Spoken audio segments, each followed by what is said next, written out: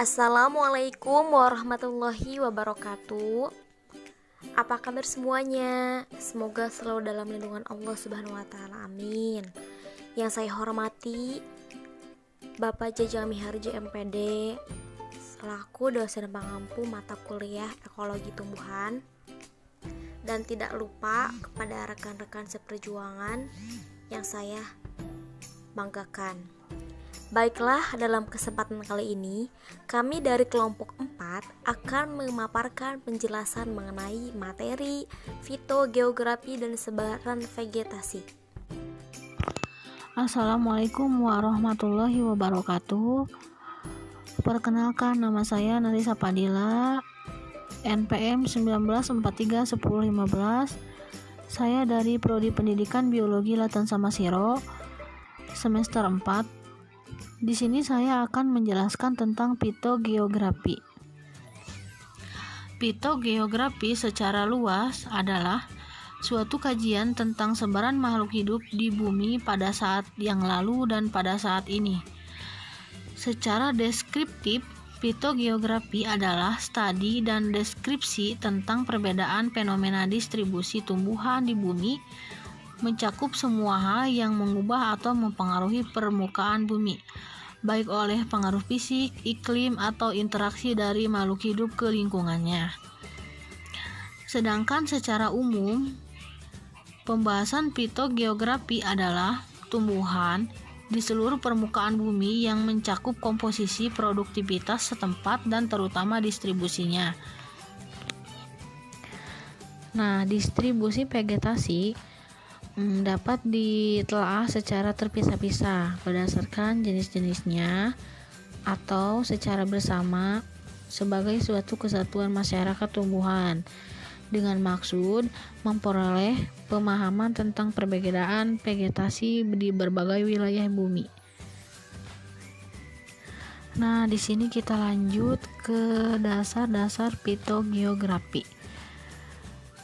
Penelaahan dalam fitogeografi pada umumnya dititik beratkan pada kelompok organisme sebagai unit kehidupan. Dalam kelompok taksa seperti kelompok tumbuhan dan suku famili. Nah, di sini berdasarkan pada ada tidaknya tumbuhan di berbagai wilayah, maka terdapat distribusi 3 kelompok taksa tumbuhan, yaitu yang pertama tumbuhan tersebar luas, yang kedua tumbuhan endemik, dan yang ketiga yaitu tumbuhan diskontinu. Nah, kita lanjut ke satu tumbuhan tersebar luas. Tumbuhan yang tersebar luas atau widest adalah kelompok taksa tumbuhan yang penyebarannya hampir terdapat di seluruh wilayah dunia yang memiliki bermacam-macam zona iklim. Tumbuhan demikian yang sebarannya luas dinamakan dengan tumbuhan kosmopolit. Contohnya adalah Taraxacum officinae, yaitu Taraxacum officinae yaitu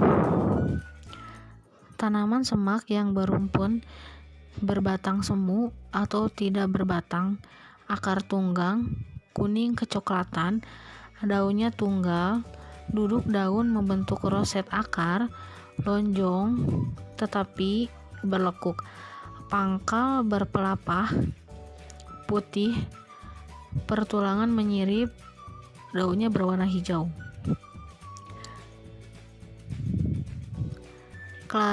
Klasifikasi tanaman Taraxacum officinae yaitu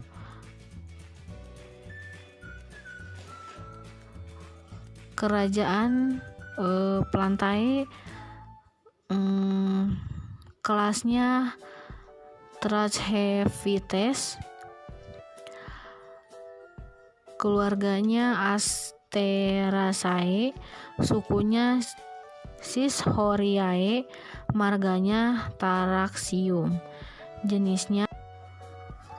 Nah, contoh yang kedua yaitu ada Plantago mayor. Mungkin asing ya di telinga orang awam, padahal tanpa kita sadari, tumbuhan ini sering ditemukan di sekitar kita, seperti di pekarangan, perkebunan atau hutan, dan orang sering mengabaikannya. Ayo kita bahas tentang klasifikasinya, yaitu kerjaannya Plantae, taksonnya Angiospermae, tanpa taksonnya yaitu Dicotyl, ordonya Lamiales, familinya Plantaginaceae, genusnya Plantago, spesiesnya Plantago mayor.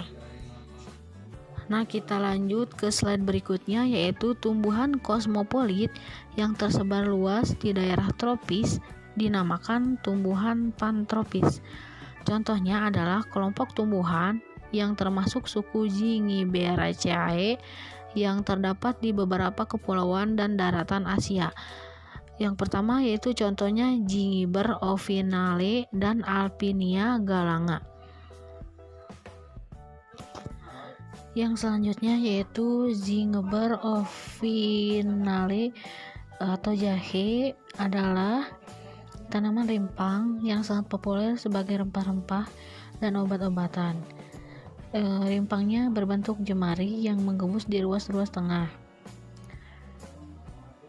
Klasifikasi ilmiahnya yaitu kerajaannya Plantae, taksonnya yaitu Angiospermae, tanpa taksonnya yaitu Monocotyl, ordonya Zingiberales, familinya Zingiberaceae, genusnya Zingiber, spesiesnya Zingiber opinisale. Lalu yang kedua contohnya ada Alpinia galanga atau lengkuas. Lengkuas merupakan jenis tumbuhan umbi-umbian yang bisa hidup di daerah dataran tinggi maupun dataran rendah. Klasifikasinya yaitu kerajaannya Plantae, kladenya yaitu Thrapcepites, berjenis monokotil, familinya Zingiberaceae, marganya Alpinia, jenisnya Alpinia galanga. Selanjutnya yaitu tumbuhan yang tersebar secara luas di daerah beriklim dingin atau di wilayah zona Arktik dan zona alpin, dikenal sebagai tumbuhan Arktik alpin. Contohnya adalah tumbuhan lumut atau rerumputan seperti Syarek sp dan Eriphorium sp, atau pepohonan yang berlumut dan dinamakan Elfinwood dan Kumholz. Syarek sp adalah genus lebih dari 200 spesies. Nah, tanaman ini mirip rerumputan dari famili Cyperaceae, umumnya dikenal sebagai alang-alang. Klasifikasi Syarek sp yaitu divisi Tracheophyta, upadivisi yaitu Spermatophyna, kelasnya yaitu Angiosperms, ordonya Poales, familinya Cyperaceae, tribusnya Chariceae, genusnya Syarek. Nah, yang ini contohnya adalah Eriophorum. Mereka adalah tanaman tahunan herba dengan daun ramping seperti rumput. Klasifikasinya kerajaannya adalah Plantae, kelasnya adalah Tracheophytes, keluarga atau familinya yaitu Cyperaceae, marganya yaitu Eriophorum. Nah, mungkin ini saja presentasi dari saya. Saya ucapkan terima kasih. Wabillahi taufiq wal hidayah. Wassalamualaikum warahmatullahi wabarakatuh. Baik, saya akan melanjutkan dari pemateri pertama, yaitu masih dalam dasar-dasar fitografi. Itu yang keduanya yaitu tumbuhan endemik. Jadi tumbuhan endemik itu yaitu tumbuhan yang jenis-jenisnya tumbuh di wilayah terbatas dan terdapat pada daerah yang tidak terlalu luas. Nah, daerah sebarannya pada umumnya dibatasi oleh adanya penghalang atau barier seperti lembah, bukit, atau pulau. Dikenal beberapa tipe tumbuhan endemik, yaitu tumbuhan endemik benua, endemik regional, atau endemik setempat atau lokal. Nah, tumbuhan endemik ini juga dibagi menjadi dua, yaitu tumbuhan endemik purba dan juga tumbuhan endemik modern masa kini. Yang pertama yaitu tumbuhan endemik dapat berasal dari jenis tumbuhan purba yang tersebar luas yang sampai saat ini mampu bertahan dan beradaptasi pada wilayah yang terbatas. Nah, tumbuhan jenis ini kemudian menjadi tumbuhan endemik karena sebarannya yang sempit.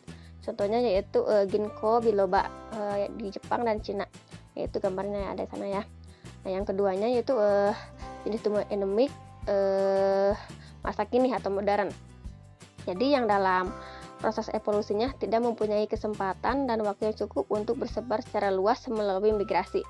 Contohnya yaitu Rafflesia arnoldii.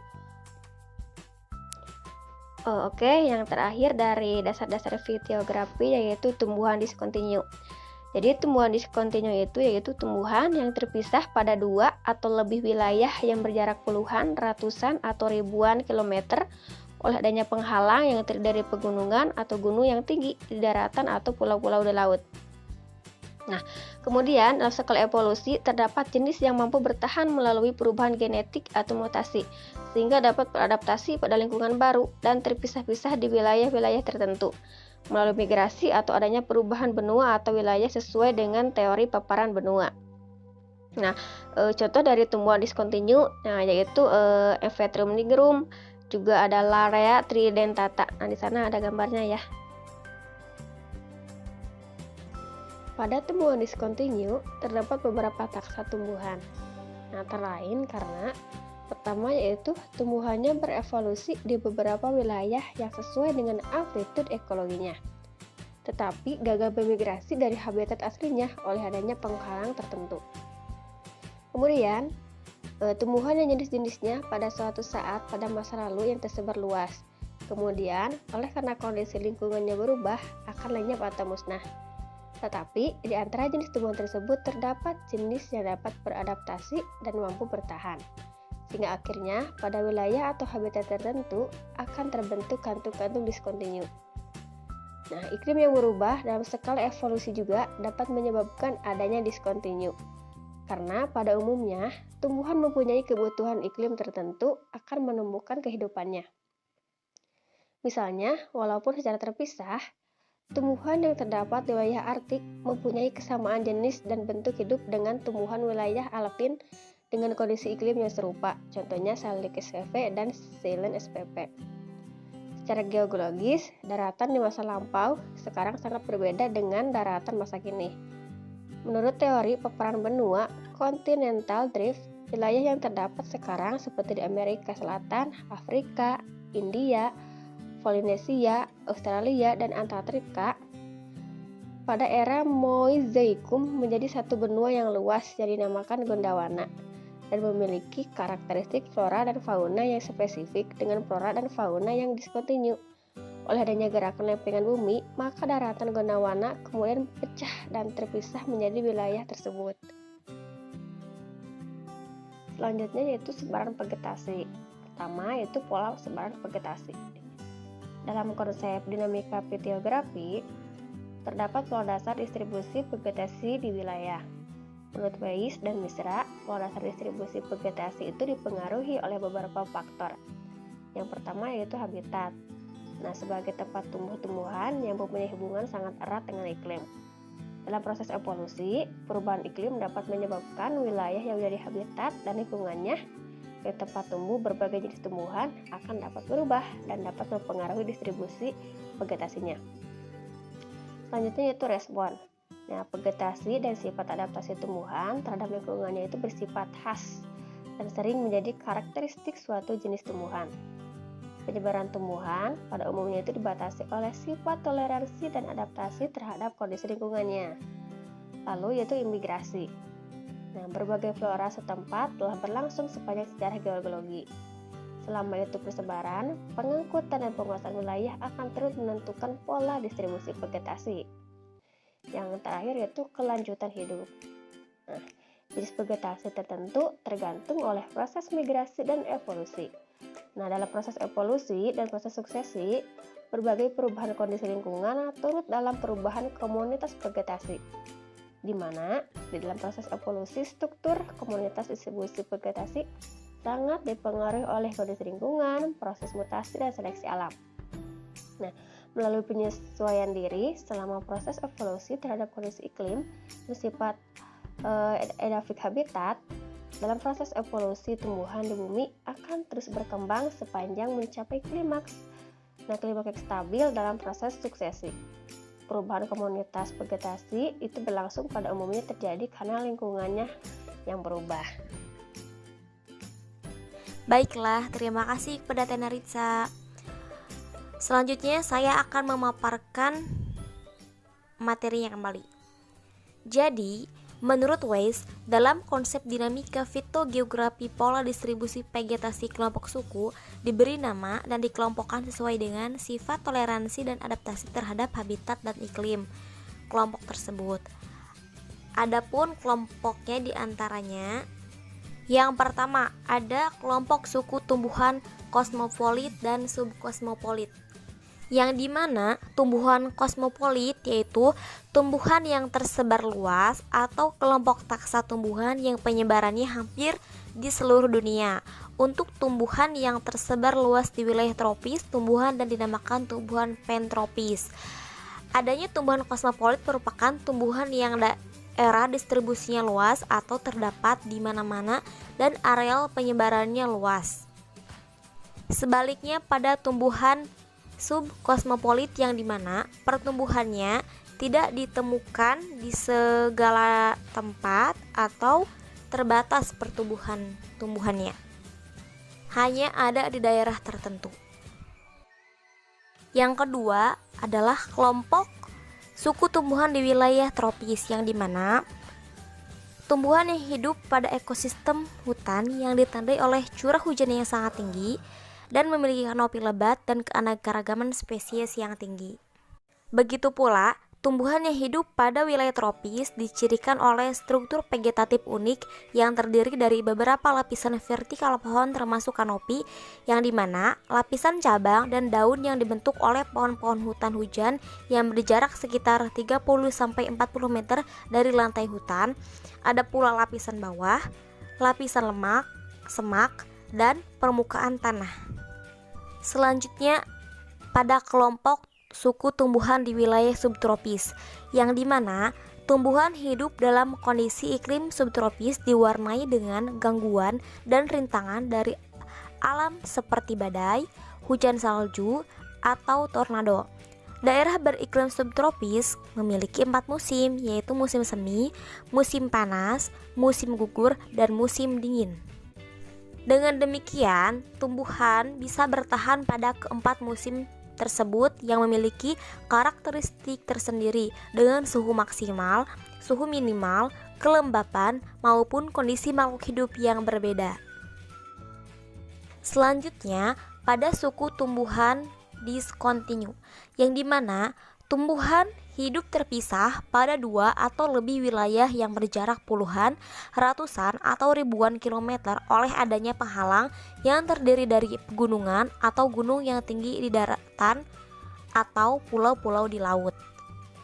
Selanjutnya pada suku tumbuhan endemik, yang dimana tumbuhan yang jenis-jenisnya tumbuh di wilayah terbatas dan terdapat pada daerah yang tidak terlalu luas.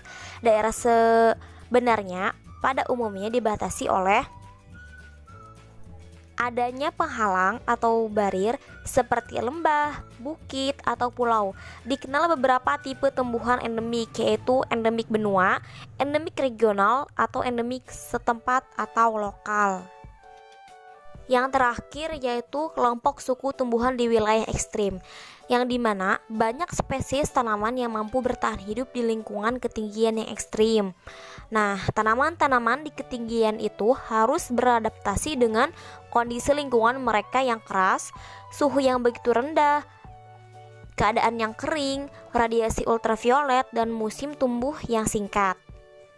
Adapun tanaman yang ada di ketinggian memiliki cara yang memungkinkan mereka untuk melawan musim dingin yang panjang dan keras serta kekurangan air, yang dimana tumbuhan tersebut ukurannya tidak terlalu besar, mengandung kadar gula anti beku yang tinggi, dan memiliki daun yang tertata seperti roset yang membantu mereka untuk memantulkan udara yang lebih hangat.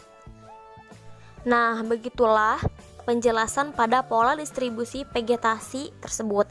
Disebabkan oleh faktor-faktor yang bersifat alami dari kondisi lingkungan biotik dan abiotiknya yang saling berinteraksi, mengatur pola distribusi dan mempengaruhi komunitas vegetasinya dalam proses penyebaran vegetasi di bumi, yang menjadi latar belakang pola-pola distribusi vegetasi di bumi. Pada dasarnya ditentukan oleh karakteristik sebaran vegetasi, kemampuan bertoleransi dan beradaptasi vegetasi dalam proses evolusi.